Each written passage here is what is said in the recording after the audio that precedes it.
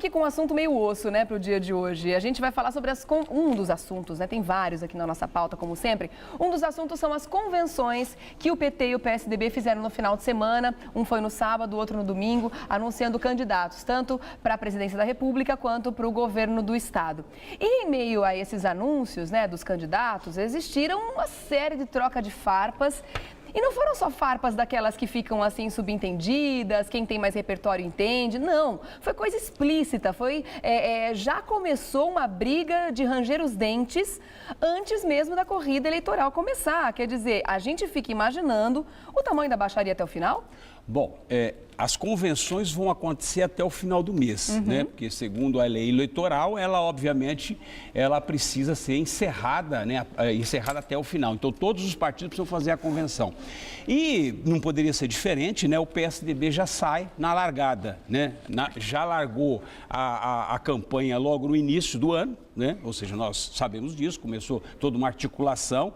A campanha eleitoral, ela se antecipou este ano, né? E não era essa a pretensão do PT. O PT gostaria que isso fosse levantado mais na frente, mas o PSDB saiu na frente na largada e também na questão da convenção. Foi um discurso do senador Aécio Neves, que foi confirmado como candidato a presidente da República pelo PSDB e as coligações, obviamente. Foi um discurso bastante inflamado, né? Não só dele, não só do Aécio, óbvio, do Aécio muito mais. Do ex-presidente Fernando Henrique porque também. É óbvio que ele é o candidato e ele tem que dar o tom da conversa, porque esse vai ser o tom de uma eleição, né? Não vai ser diferente, ou seja, não pense o PT que vai encarar alguma coisa tão muito tranquila. Light, não. Não, vai ser por quê? Porque existe...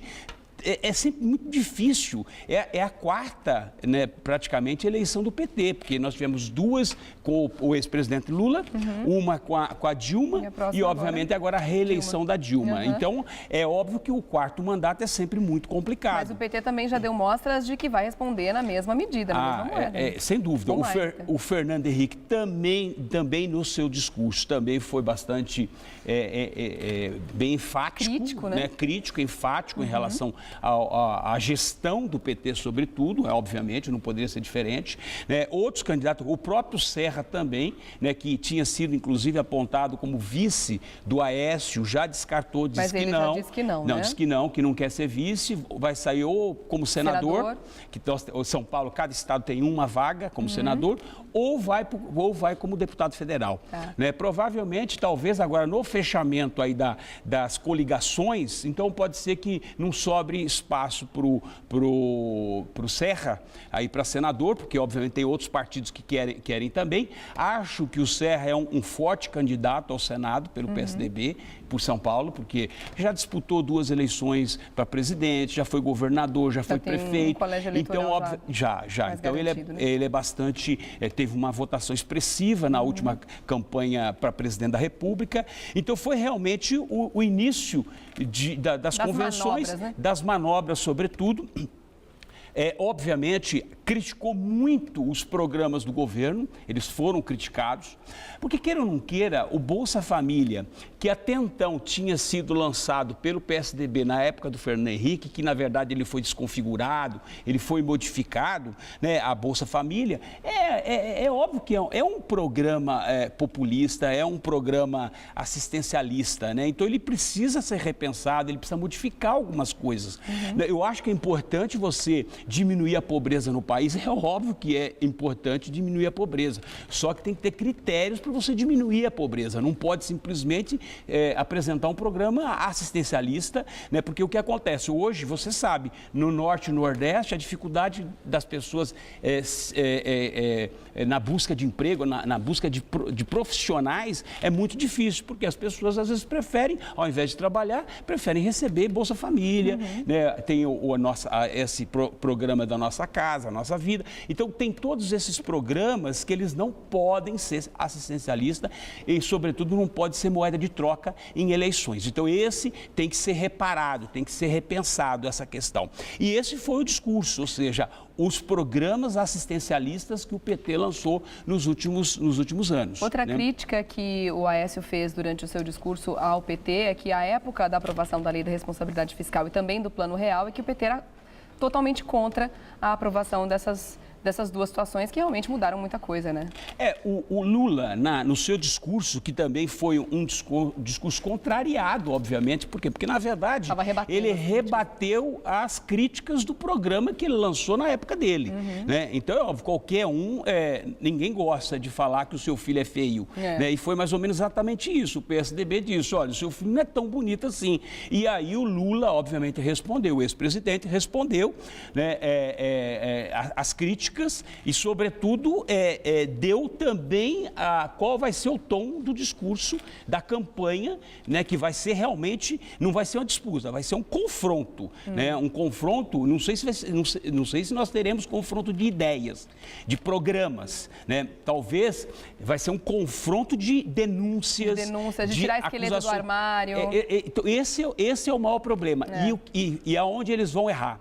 Sabe por quê? Porque a sociedade brasileira, ela quer ouvir propostas. A sociedade brasileira, ela quer materializar aquilo que ela pretende. E estou dizendo isso em função até dos pleitos que a sociedade tem apresentado nas manifestações.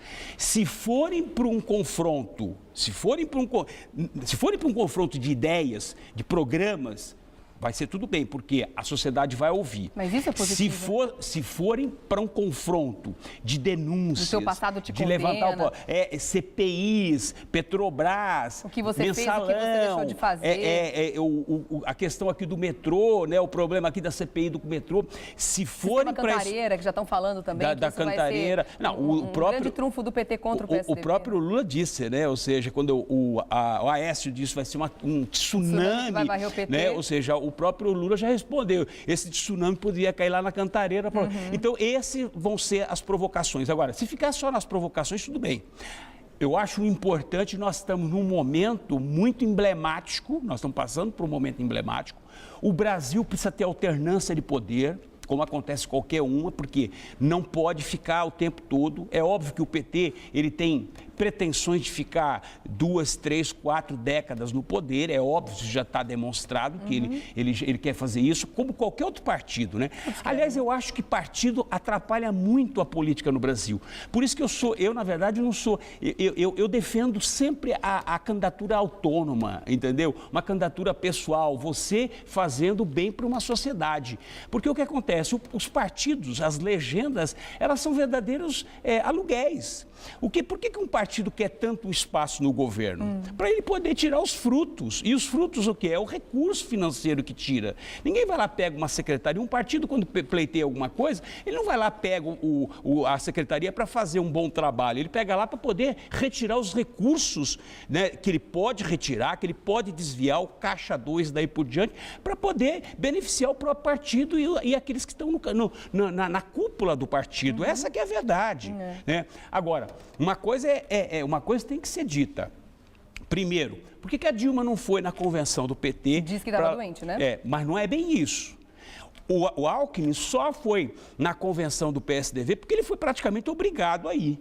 Porque não pense você que já não existe um acordo firmado entre a Dilma e o Alckmin. Existe o Alckmin não tem interesse que o Aécio seja eleito presidente da República. E a Dilma não tem intenção. Por quê? Porque tem o apoio, de uma certa forma, velada, né, do Alckmin. É óbvio, daqui 4 anos, em 2018, o Alckmin vai querer ser presidente da República. É óbvio. Né? Então, existe um jogo de interesses mesmo que dentro prevalece. Do PT existe um racha, tem uma galera que não está ao lado da Dilma também, né? Nem um pouco, ao contrário. Tanto é que o Volta Lula começou a pegar corpo até que o presidente veio a público e disse não quero, vai ser a reeleição da Dilma, o Lula, né? E obviamente, tentou, na verdade, desfazer. Não que ele não queira, querer todo mundo quer, não pense você que ele não quer ser novamente presidente, mesmo porque ele já está se preparando para 2018. Isso já saiu, esses dias já saiu, que a pretensão do Lula é voltar em 2018. Né? Essa é a intenção Essa é a ideia a longo prazo. Essa é a ideia do PT. Então a gente pode falar que dentro dessa análise toda que você fez, que já começaram errado, tanto o PSDB quanto o PT, já começaram, em vez da explanação de ideias e ideais, reais e soluções para todos esses problemas que as pessoas estão pedindo nas ruas, nas manifestações, já começaram com críticas, já começaram com tiro para todos os lados, e um ataca, o outro defende, ataca de novo, e vai ficar nesse embate, quer dizer, não está nada legal. Agora, uma outra análise que eu gostaria que você fizesse para a gente encerrar esse assunto, é com essa relação que o PT tem feito muitas vezes, meio que trazendo essa paixão futebolística para o partido político, essa coisa do ódio ao PT, que muitas vezes ele está pregando, que a elite é contra o PT, que o PT está do lado do povo e que as pessoas ricas não gostam do PT e vice-versa. Quer dizer, fica trazendo um racha que não é nem um pouco saudável para a discussão de ideais, né? Na verdade, a sociedade... Trata o Brasil como se fosse dois países diferentes, é uma coisa muito estranha. A sociedade, ela é tão inteligente, ela é tão perceptiva em relação a isso, que ela tem a capacidade de separar. Ela separa, no seu íntimo, ela separa. O manifestante que hoje está sempre aí, nós vamos falar sobre manifestações, você vai ver que não passa de 200, 300 pessoas. Por quê? Porque hoje nós estamos num ambiente de Copa. Nós estamos hoje naquilo que o brasileiro sempre gostou, que foi realmente futebol, né? Então, isso acaba contaminando o brasileiro. E foi contaminado o brasileiro. Tanto é que no último programa eu disse, o brasileiro vai esquecer um pouquinho das manifestações, a não ser aquele pessoal mais radical que vai continuar protestando contra a Copa, contra os gastos da Copa, mais educação, mais saúde, daí por diante. Agora, tem aquele outro lado, né, esse do brasileiro, que efetivamente prevalece a questão da disputa que está sendo feita, que é a Copa do Mundo, prevalece, ou seja, contagia todas as pessoas. Você não vê a Ana? A Ana, na verdade, ela fica obcecada, alucinada com a torcida. Mas a maioria do Brasil está assim, é uma delícia. Mas é isso que é o espírito brasileiro, né? O que a Ana demonstra aqui, efetivamente. Ou seja, então isso é bonito no Brasil, é bonito de se ver, né? Então, agora, o que acontece? Eu volto a ressaltar isso. Se o PSDB e o PT, porque queira ou não queira, todos os demais partidos são apêndices. Estão fazendo figuração, né? São apêndices, ou seja, ficam lá colados no poder para ver se sobra alguma coisa. Partido político no Brasil é uma desgraça, infelizmente é uma desgraça. É um mal. Que a gente tem é uma coisa surreal. E eu diria o seguinte, nós sempre usamos esse bordão, né? É um mal necessário. Esse não é um mal necessário, isso é um mal, isso é um câncer. Partido político no Brasil é um câncer maligno, entendeu? Ou seja, que realmente destrói qualquer coisa. Nós percebemos isso. Hoje, quem mais desvia dinheiro são, obviamente, aqueles que compõem as bases dos partidos políticos, mas sempre para poder alimentar isso. Então, o que acontece? Se, eventualmente, o PSDB e o PT não absorverem aquilo que a sociedade, as mensagens que a sociedade deu no último ano, né, para poder discutir projetos de um novo Brasil, de uma nova ordem política no país, de uma nova ordem econômica e social, de sustentabilidade, daí por diante. O PSDB e o PT são partidos fadados daqui uma década desaparecerem. Porque vai acontecer exatamente isso, porque ninguém vai querer mais o PSDB. Você vê que saiu uma pesquisa agora recentemente e um terço da sociedade, quase 40% da sociedade, não quer nem PT e nem PSDB. Quase 40% da sociedade não quer PSDB nem PT no governo. Que é uma renovação, que é uma mudança. Que é outra coisa. Então, eu acho que é isso. Tem que se discutir projeto de país, projeto de governo, entendeu? Projeto de Estado. Porque senão fica sempre aquela coisa, eu quero isso, eu quero aquilo, quero mais Bolsa Família, quero mais... E aí fica essa disputa de poder. Agora, está bem equilibrado.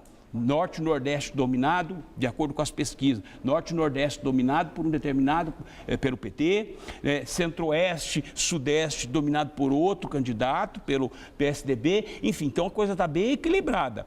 Pode mudar aí o jogo, pode se configurar, né, uma outra situação política no país e aí podemos ter algumas novidades, né, aí pela frente, né? E eu espero que tenha, porque isso, na verdade, melhora o país. A gente precisa da discussão, a gente precisa justamente desse embate. Sem dúvida. Agora, vamos falar também, você comentou aí com relação às manifestações que estão acontecendo agora de forma mais tímida, poucos manifestantes próximos aos estádios, que estão acontecendo aí alguns jogos do Mundial. E normalmente essas pessoas estão dentro do mesmo coro Tesouro contra os gastos excessivos durante esse período de Copa do Mundo. Quer dizer, a gente tem aí uma série de assuntos para comentar a respeito disso. Um dos assuntos de extrema importância é justamente o que o governo está divulgando, que foi gasto com a Copa do Mundo e o que de fato está se gastando. Tem muita coisa sendo maquiada aí para que a gente não perceba o tamanho do buraco, né, doutor Eduardo? Olha só, o governo avalia que o Mundial vai custar mais ou menos 25,8 bilhões, mas esse valor não foi atualizado, né? Estima-se que está em torno de 35 bilhões, quer dizer, tem muitos valores a mais, inclusive obras que estão sendo retiradas do programa, porque claro que não vão ficar prontas, mas estão prometidas para a população e saíram das obras da Copa e foram para as obras do PAC. E vão também sair do bolso do consumidor, do contribuinte de qualquer jeito, né? Regiane, o que eu vejo é o seguinte, eu acho que esse custo, ele vai chegar a 50 bilhões no final das contas. Eu vou dizer por quê. Mais 15 bilhões, além desses 3 bilhões e meio. Esses 15 bilhões, a Copa, ou seja, os fornecedores da Copa, é óbvio que se compromissaram com uma candidatura política, com uma campanha política pela frente. Vai custar ainda para os cofres públicos de forma indireta, não oficialmente, obviamente, mas indiretamente, vai custar mais 15 bilhões. Por quê? Porque muitas empresas já têm o compromisso de botar dinheiro em campanha. Então, isso não vai ficar só nesses 35 bilhões que estão falando, vai chegar em 50 bilhões, seguramente com o dinheiro que vai ser investido, porque isso vai ser, eu dou agora, mas eu tomo depois, lá na frente. Então, isso seguramente. Agora, um problema sério que apareceu agora recentemente, que está se discutindo, que é a isenção dos impostos da FIFA. Por que a FIFA não está pagando imposto? Isso aconteceu em algum outro país? Nenhum outro país. É a primeira vez? É a primeira vez. Qual a explicação que o governo dá para uma palhaçada dessa? E tem um detalhe, que não está sendo divulgado. Por quê? Estão falando de 1,5 bilhão de isenção de impostos, que é muito dinheiro, né? Isso, 1,5 bilhão é um estádio e meio do Itaquerão. Qualquer um deles, é? Arena Corinthians, desculpa, senão vão me chamar a atenção aqui. Eu falo Itaquerão, não pode, tem que ser Arena. Ou então, Arena São Paulo, o que acontece? Custou R$1 bilhão o Arena Corinthians, né? O Itaquerão. Muito bem. Nós estamos falando em isenção de impostos de 1,5 bilhão. Só que não vai ser só esse 1,5 bilhão, Regiane. Nós estamos falando de impostos federais. Só que todos os estados que estão sediando as Copas, que são 12 estados, os 12 estados também deram o mesmo benefício para a FIFA na regional. O que acontece? Enquanto o governo federal deu isenção de impostos federais, os estados deram isenção de ISS, ICMS, para tudo aquilo que está envolvido. Então, o rombo é muito maior do que isso. Esse também seria um legado da Copa. A FIFA deixando o dinheiro, pagando imposto para a gente, para poder fazer esse espetáculo aqui para a gente. E esse 1,5 bilhão, quem está dizendo que é 1,5 bilhão de isenção é o Tribunal de Contas da União. Agora, o que precisa fazer é o Tribunal de Contas dos estados e dos municípios apresentarem a conta de qual foi o rombo em matéria de impostos. Então, eu posso dizer para você o seguinte, se bobear, dentro da questão da legislação tributária, que você praticamente recolhe 30% de impostos, então se você fizer uma conta rápida, se a FIFA está levando 15 bilhões, como estão dizendo, 12, 13 ou 15 bilhões de reais de lucro nessa história, se você pegar 1/3 desses impostos, nós estamos falando de 5 bilhões de reais. Se pegar 30%, porque todo mundo contribui 30% dos recursos, 30% fica para o governo, somando todos os impostos, que não são poucos. Então, se você pegar, ninguém está falando isso até agora, mas os tribunais de contas dos estados e dos municípios devem apresentar qual foi o impacto em matéria tributária. Eu vou falar para você, chega a 5 bilhões de reais. Vai chegar a 5 bilhões dentro dessa matemática que eu estou fazendo, essa aritmética que eu estou fazendo. Mas espera um 30% de impostos sobre o valor arrecadado, se a FIFA levar 15 bilhões de reais de lucro, ou seja, 5 bilhões deixaram de ser provavelmente impostos, ou seja, que deveria ser impostos, deveria permanecer no país e não vai permanecer, ou seja, vai ser transferido para a FIFA. Que já está rica pra caramba. Agora eu queria saber o seguinte, o Brasil é um país em desenvolvimento, o dinheiro aqui a gente sabe que não está sobrando, a gente tem muita coisa para fazer aqui dentro, a gente poderia diminuir um pouco o rombo que foi feito por conta dessa Copa, esses gastos absurdos absurdos que a gente está falando aqui, em cifras de bilhões, como se fosse troco, né? Ah, gastou mais 1,5 bilhão, gastou menos. É um absurdo o tamanho das cifras. A gente não faz ideia do montante, né? Quando coloca na ponta do lápis. O número parece pequeno aqui para a gente na fichinha, mas é muita grana mesmo. Ninguém está falando sobre isso, o assunto está meio abafado, a imprensa está meio quieta ainda nesse sentido, mas alguma explicação o governo tem que ter dado, nem que seja uma bobagem. Falaram alguma coisa, qual é a explicação de pela primeira vez a FIFA tem isenção de imposto para a realização do Mundial? Olha, tanto é verdade que o próprio presidente do Tribunal de Contas da União, que deveria vir a público a falar, ele, na verdade, está se omitindo, ou seja, ele não está nem querendo tocar nesse assunto, porque a coisa é tão escandalosa, né, quando você chegar no montante, que talvez não dê para a gente poder fazer essa conta.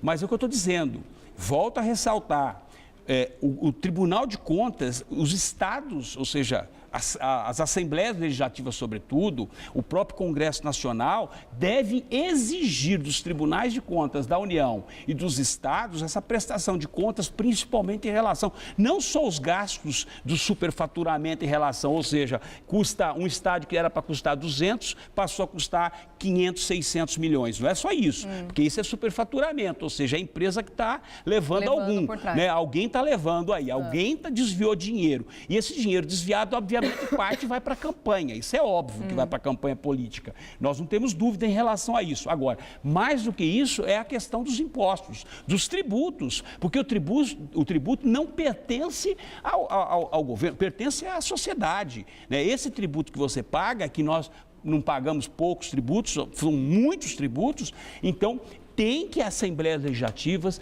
as câmaras municipais devem efetivamente exigir essa questão, essa prestação de conta à sociedade. Então não pode ficar assim, Regiane, tem que efetivamente dar uma resposta para a sociedade. Ninguém pode agora achar não é comigo, como aconteceu com o presidente Lula, que ele não sabia, estava acontecendo um monte de coisa dentro do Congresso, compra de votos, compra não sei o quê, e ele não sabia. Ou mesmo o próprio Alckmin, até para equilibrar aqui a crítica, o próprio Alckmin não saber que está, na verdade, tendo maracutaia dentro do metrô, ou seja, superfaturamento e daí por diante. Então, esses governantes, eles têm que ter a responsabilidade que eles têm que prestar conta à sociedade, né? Nós somos os patrões dessa história, não são eles os patrões, é a sociedade que efetivamente é o patrão. Então, eu penso que deverão prestar contas e eu quero ver essas contas. Nós precisamos exigir essas contas. Espero que as manifestações sejam retomadas agora no segundo, logo que terminar a Copa, para que isso seja efetivamente cobrado e cobrar nas urnas, sobretudo, né, essa conta. Realmente nessa hora é muito mais fácil falar que não viu, né? O famoso João sem braço, Dalma de Gerson, como quiser chamar, né? Mas é muito mais fácil falar não vi, não sabia, olha, só estou surpreendido, eram parceiros, agora não são mais. Enfim, daqui a pouco a gente continua falando sobre esse assunto. Vem pra cá.